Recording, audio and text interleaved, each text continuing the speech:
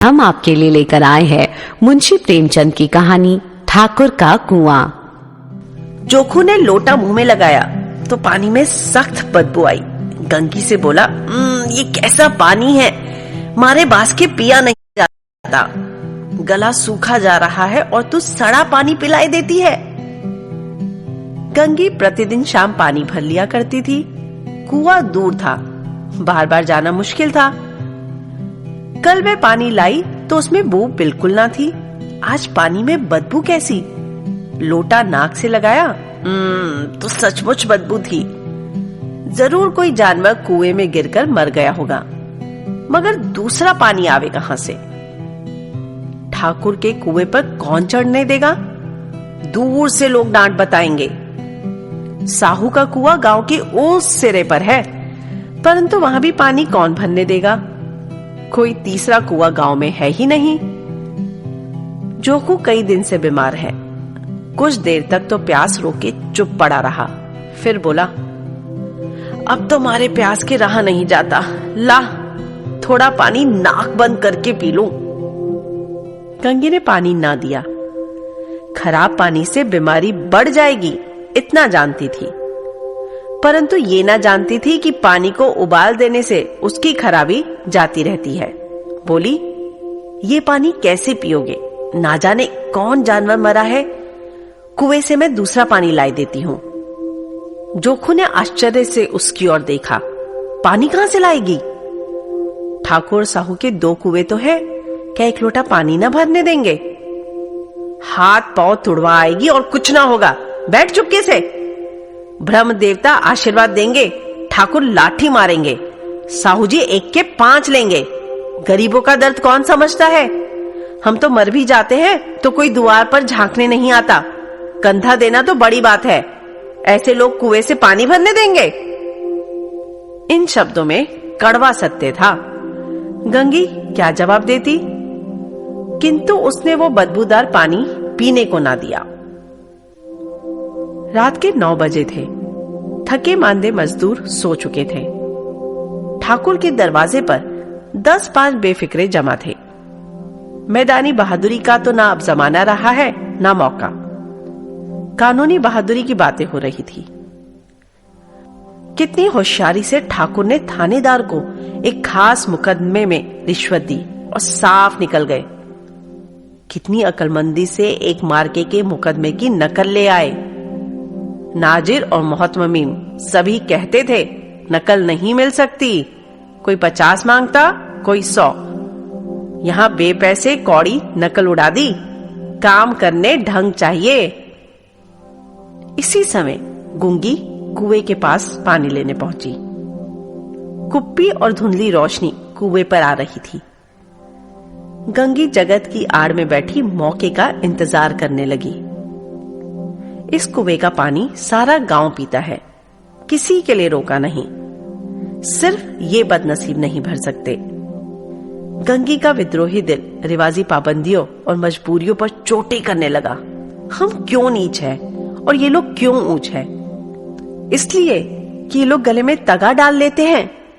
यहां तो जितने हैं एक से एक छठे हैं। चोरी ये करे, जाल फरेब ये करे, झूठे मुकदमे ये करे। अभी इस ठाकुर ने उस दिन बेचारे गडरिये की भेड़ चुरा ली थी और बाद में मारकर खा गया।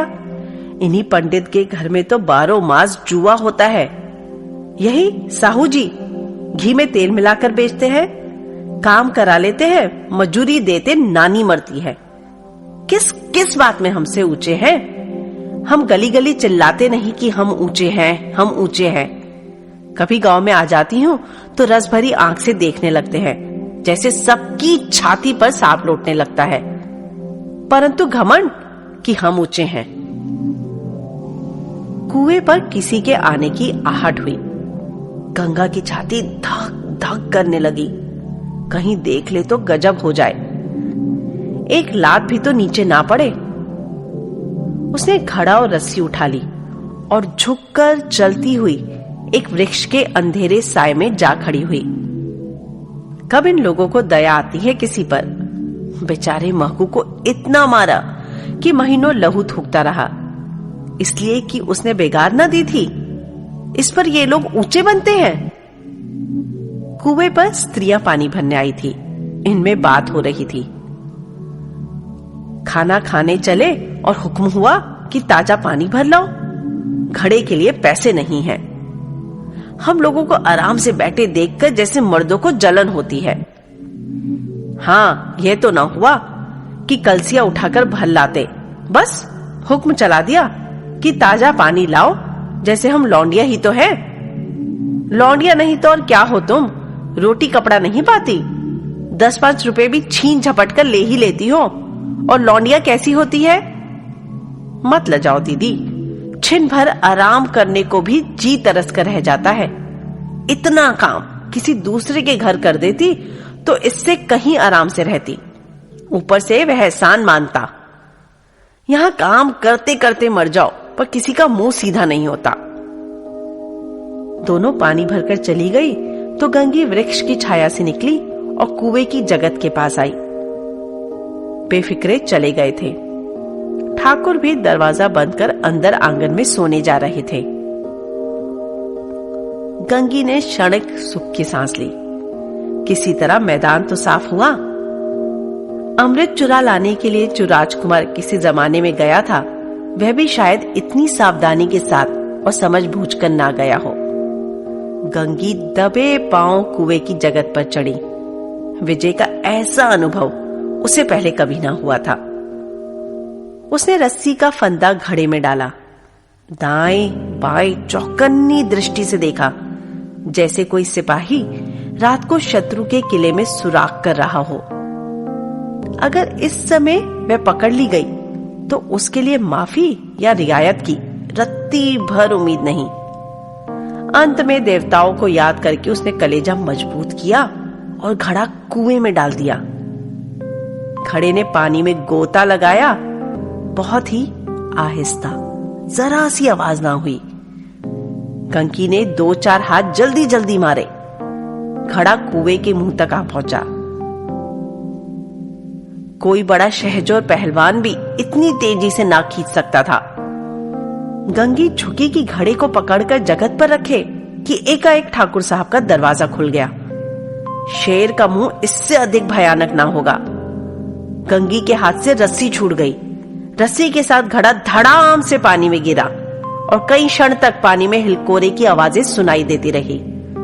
ठाकुर कौन है पुकारते हुए कुएं की तरफ आ रहे थे और गंगी जगत से कूदकर भागी जा रही थी। घर पहुंचकर देखा कि जोखू लोटा मुंह में लगाए वही मैला गंदा पानी पी रहा है। आप सुन रहे हैं आवाज.com और आज हम आपके लिए लेकर आए हैं मुंशी प्रेमचंद की कहानी नमक का दारोगा।